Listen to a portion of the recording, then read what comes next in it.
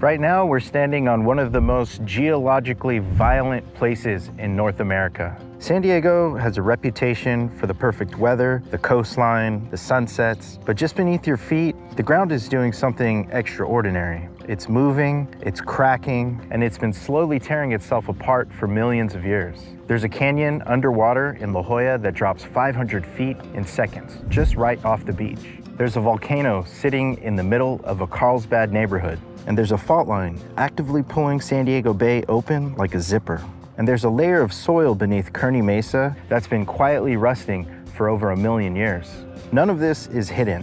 It's all here in plain sight, and you've probably driven right over it. Welcome to Voyager, my name's Armando, and today we're going underground. Not into tunnels or bunkers, but into the Earth itself.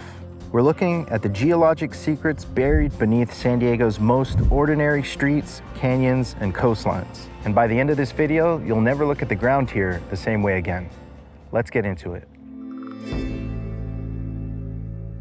If you drive through the residential neighborhood of Carlsbad, above the suburban landscape, there's a jagged, rocky ridge. And if you look at it from the right angle, it looks vaguely like a skull, which is what the Spanish settlers thought when they named it Cerro de la Calavera, the hill of the skull.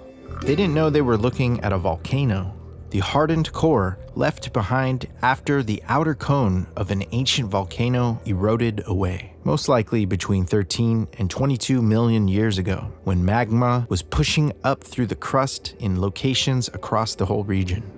A volcanic plug forms when magma solidifies inside of a volcanic vent, leaving the rock core intact long after the surrounding cone has eroded. What you see is the hardened interior of a volcanic throat, the last thing the volcano produced before it went inactive millions of years ago.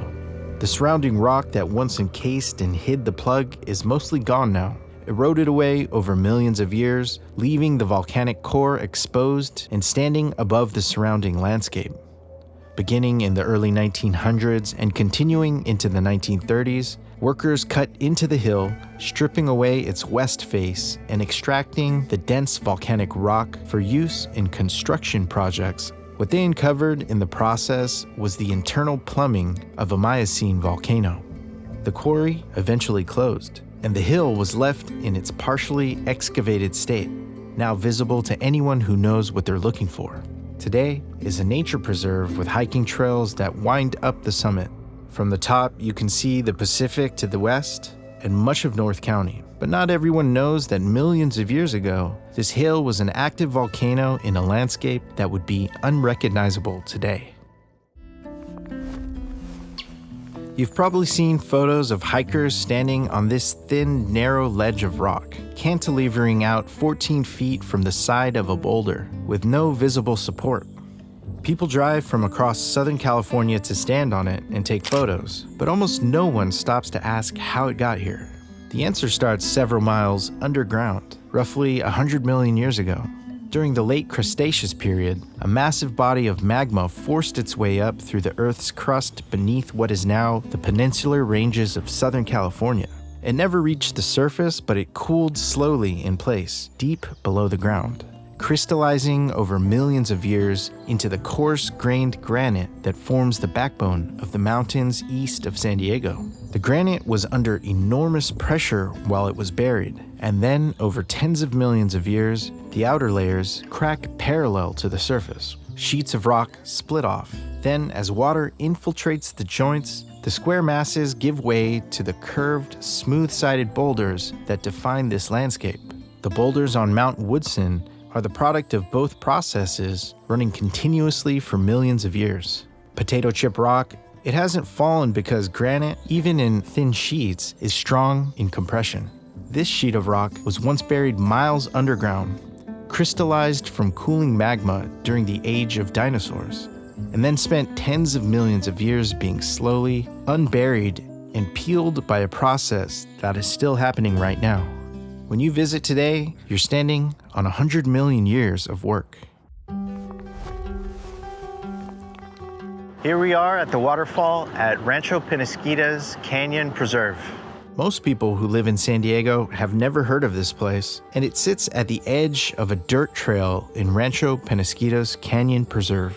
If you didn't know it was there, you probably wouldn't look for it, but if you make the walk down the trail, along the creek, you'll eventually hear it before you see it. A waterfall in Rancho Penasquitas Canyon. The rock here might seem odd, dark and dense, and looks different than its surroundings. It has a different texture than anything else, and that's because it isn't sandstone. What the creek has cut down into here is something much older. A formation of volcanic and metamorphic rock that geologists have dated to roughly 140 to 150 million years ago, placing it in the Upper Jurassic period. That's the age of the dinosaurs, the early birds, and the shallow inland seas of Mesozoic North America. And that's some of the oldest rock exposed at the surface anywhere in San Diego. Some people have started calling it the Jurassic Waterfall. What Penasquitos Creek has done here is something extraordinary. Most of San Diego's waterways run across the surface of relatively young sedimentary rock, cutting shallow valleys through sandstone and mudstone deposited in the last few million years. But Penasquitos Canyon is deeper and older than most. Over millions of years, the creek has cut through these young surface layers and kept going, breaching the boundary between Cenozoic sediment and the ancient Jurassic volcanic rock beneath. That volcanic layer is the oldest exposed foundation in this part of the county, and seeing it exposed at the surface with water running over it is like finding a window showing a part of the earth that was never supposed to be visible. If you stand at the base of the waterfall and put your hand on the rock, you're touching something that formed at the edge of a volcanic arc that no longer exists, during a period of Earth's history so distant that at the time they formed, the continents were in different positions. The climate then was radically warmer, and the dominant land animals were dinosaurs. Somewhere in that gap is most of the history of complex life on Earth, and all of it happened before the water carved the first inch of this canyon. If you hadn't had a chance to come down here yet, I highly recommend it. It's about a mile of a hike from the baseball field to here. You really don't feel like you're in San Diego while you're here. Highly recommend it. If you're enjoying the video or learned something new so far, please give the video a thumbs up or hit the hype button below. It really helps the channel. And we also have a new memberships page where we show behind the scenes content and exclusive videos that aren't posted on the main channel. You can find the link to it below. Now back to San Diego's geologic secrets. There's a chain-like fence on a residential street in the Sunset Cliffs neighborhood of Point Loma that most people walk past without stopping. But if you stop and take a look through it, the ground isn't there. Instead, there's a hole, dropping straight down into a cavern that opens to the ocean. These walls are sandstone, carved smooth by thousands of years of wave action. The ceiling is open to the sky, which is how you can see it from the street level. And at the bottom, the Pacific Ocean moves in and out, filling the cavern. And every year, it gets a little bit bigger. Sunset Cliffs is one of San Diego's most photographed stretches of rugged sandstone coastline. Here, the land meets the ocean in a series of jagged ledges, blowholes, and sea caves that attract visitors every sunset. What the photographs rarely capture is the geologic reality of what those cliffs actually are, which is a landmass in an active process of being destroyed. The rock here is Pleistocene-age marine terrace sandstone. The cliffs are eroding at a measurable rate, one that's visible across decades, in old photographs that show ledges that no longer exist, and in property surveys that document yards of land lost to the sea. The open ceiling cave here is what happens at the end of that process. For years, possibly centuries, the ocean worked at the base of this cliff, carving a cave horizontally into the rock. And as it grew, the ceiling above got thinner, and at some point the ceiling of the cave reached a thickness it could no longer sustain under its own weight, and it fell. What was a hidden underground cavity became an open pit visible from the street. The houses closest to the cliff's edge are worth millions of dollars, and they have foundations that are in some cases sitting on sandstone that the ocean is actively undermining. It's what this entire coastline is slowly, inevitably becoming. Open to the seas and completely indifferent to the fence the city put up to keep people from falling in. Right behind me is Fault Line Park, and we're here to check out the Fault Whisperer display. There's a small park in San Diego's East Village where you can listen to the earth moving. The actual real-time sound of the Rose Canyon Fault. one of the most significant active fault systems in Southern California. The Fault Whisper installation sits inside Fault Line Park, but what's happening beneath the park is one of the most geologically important processes in the entire region. The Rose Canyon Fault runs roughly north to south, cutting directly through the urban core of San Diego before extending offshore. At a critical bend of the fault's path beneath San Diego Bay, the Earth's crust is being stretched, collapsing downward, filling with seawater. The entire bay exists because a fault line bent and started tearing the ground open. Geologists determined that the fault is capable of producing a magnitude 6.5 to 7 earthquake, large enough to cause significant damage across a metro area of 3 million people. Unlike the San Andreas Fault, which runs well inland, the Rose Canyon Fault runs directly beneath the densest urban corridor of San Diego. The Fault Whisper installation was conceived as a way to make that visible reality tangible. Artists collaborated with engineers and scientists to design 2 stainless steel spheres mounted on opposite sides of the fault rupture in the park, connected to a sensor embedded directly into the shallow fault zone below. And that sensor detects the Earth's movements and translates them into tonal frequencies broadcast from the west sphere. What you hear when you stand at the sphere is a continuous shifting sound. Everything here is sitting on top of a fault that is actively pulling the ground apart, and the steel spheres are some of the only markers that acknowledge what's happening. Stand at the top of Mount Soledad on a clear day and you can see everything: the bay, the coastline, the downtown skyline. At 822 feet above sea level, it is the highest coastal peak in San Diego County. What fewer know is why the mountain is here at all. The answer is the same fault we've been following this whole time. The Rose Canyon Fault doesn't run a perfectly straight line. As it moves through the La Jolla area, it bends. When the fault curves, otherwise when the 2 sides of the fault are being pushed into each other, the Earth has nowhere to go but up. The crust gets pinched, buckled, and forced upward by forces that have been accumulating for millions of years. Mount Soledad, it's a piece of the Earth's surface being actively squeezed out of the ground. The same fault that pulls the bay down in the south is pushing the mountain up to the north. And the mountain is still being actively squeezed out of the ground by the same forces that have been operating here for millions of years, still rising, but at a rate that is imperceptible within a human lifetime, but measurable across geologic time. La Jolla Shores is one of the most popular beaches in San Diego, and on any given weekend, it's packed with families, surfers, kayakers, even scuba divers. It looks from the shore like the average stretch of ocean in Southern California, but if you look at a depth chart of the seafloor just offshore, the picture changes completely. About 300 yards from the waterline, the ocean floor drops. Not gradually, the way most continental shelves slope downward at a gentle decline. 45 feet of water becomes 250 feet and then keeps going in a distance shorter than 2 city blocks. Less than a mile from shore, the canyon is 700 feet deep, and if you can drain the ocean and stand at the edge of that drop and look down, you'd be standing at the rim of a canyon that plunges deeper than a 60-story skyscraper is tall, carved into the continental shelf with walls nearly as steep as anything you'd find on land. It's called the La Jolla Submarine Canyon, and it's one of the most dramatic underwater geological features on the entire West Coast, sitting directly offshore. The canyon's origin is tied in part to a period of dramatically lower sea levels during the last ice age, when glaciers locked up enough of the planet's water to drop global sea levels by roughly 400 feet. Ancient rivers draining the coastal mesas extended their courses out across what was then a dry continental shelf, and those valleys became conduits for the sediment flows and currents that scoured and maintained the canyon over millennia.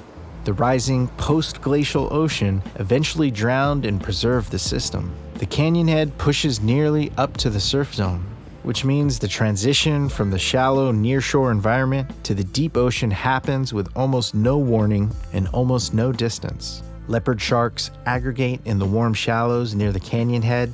And while the beach is packed with people, the ecosystem just offshore is operating at a scale and intensity that most of those people have no idea is there. So next time you're standing at La Jolla shores, the water around you might be 4 feet deep, but a few hundred yards further, the bottom falls away to hundreds of feet, funneling that deep ocean to the surface for thousands of years.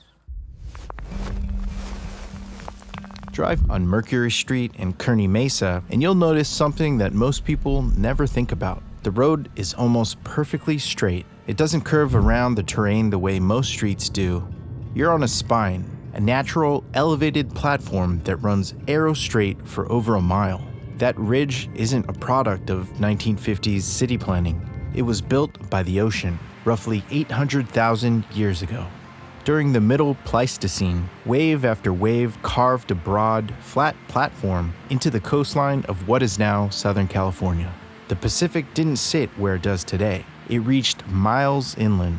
What is now Kearny Mesa was a shallow seafloor, and the ridge that Mercury Street follows today was once a sea cliff and terrace edge, where ancient waves cut and shaped the land over tens of thousands of years. Over time, tectonic uplift slowly pushed the land upward. Sea levels shifted, and the former marine terrace was left behind. City engineers essentially paved over this prehistoric feature to build a road. Today, that same ridge carries thousands of cars every single day, and almost no one knows they're riding the spine of an ancient sea cliff. The next time you see construction crews tearing up the asphalt in Kearny Mesa, watch what happens when they dig deep enough. At a certain point, the gray soil gives way to bright red earth, a surprising color that doesn't seem to fit in San Diego, but it's been there for somewhere between 700,000 and a million years. The layer is called the Linda Vista Formation.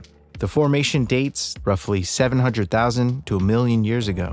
This mesa sat undisturbed while the iron compounds in the soil oxidized, the way metal left in a field will eventually turn completely to rust. The mesa sat rusting for hundreds of thousands of years, leaving behind red earth. Within that red layer are smooth, rounded cobblestones. Those cobbles got their shape being tumbled, rolled, and polished by water, waves, and by an ocean that once existed where Kearny Mesa now sits. A million years ago and beyond, this was a seafloor, a beach, and an environment where the Pacific was actively depositing sediment. Those cobbles are actually ocean stones, dragged inland and buried by the same tectonic and sea level forces that built the Mercury Street Ridge. And today that red earth remains right where the ocean left it, permanent and mostly ignored. A few miles north of Fault Line Park, the Rose Canyon Fault shows itself by swallowing the streets. The Morena district sits in a narrow valley corridor that runs alongside the fault zone. And if you've lived here in San Diego long enough, you've seen the news footage. A crater where a lane used to be, emergency tape, detour signs, and a city crew standing at the edge of a hole looking down into the dark. Sinkholes in Morena aren't rare, and the official explanation is usually the same: aging water infrastructure. And that's true, but it doesn't go far enough. The deeper answer starts with the ground itself. The Morena district sits directly on top of one of the most geologically stressed corridors in the city. The Rose Canyon Fault Zone extends northward, threading through communities like Morena, Linda Vista, and Rose Canyon. Now we're here at Tecolote Park, standing right in the center of the Rose Canyon Fault Zone. And if you come and visit here, you can see exactly where the fault line converges. And the light-colored rock here on the left is 50 million year old Eocene sandstone from the Scripps Formation. And the rocks on the right are a 500,000 year old Pleistocene, and a part of the fault can be seen here between the two formations. And if we face north, just beyond those trees, the fault continues directly right in front of us, straight over there to the mountain, raised up above the rest of the Bay Area and the Rose Canyon. In a fault zone like this, the surrounding ground is under constant low-level stress. Joints separate and water escapes into the ground and eventually lead to sinkholes. New pipes develop stress fractures faster than they should. The fault keeps moving, and somewhere right now, water is finding its way through a gap, carving out a little more space, and getting ready to make the news again. If you enjoyed the video, please consider subscribing for more content about Southern California and beyond. Click right here to continue exploring. I really appreciate you spending your time here, and I'll see you in the next video. Stay curious.